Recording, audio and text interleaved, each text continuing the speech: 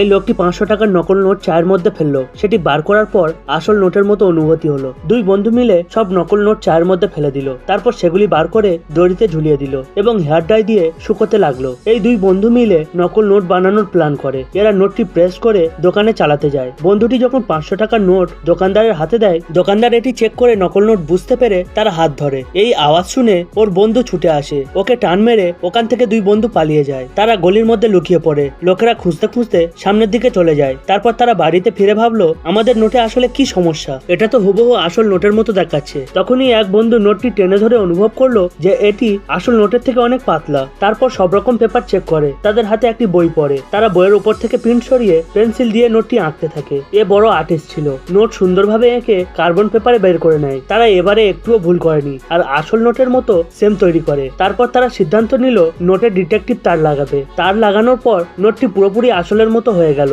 তারপর তারা এটি পরীক্ষা করতে বের হলো। বন্ধু বলল, আমি যাব না, এবার তুমি যাও। সে বন্ধুর হাত ধরে ফেললো। তারপর সে বিয়ার কিনতে গেল।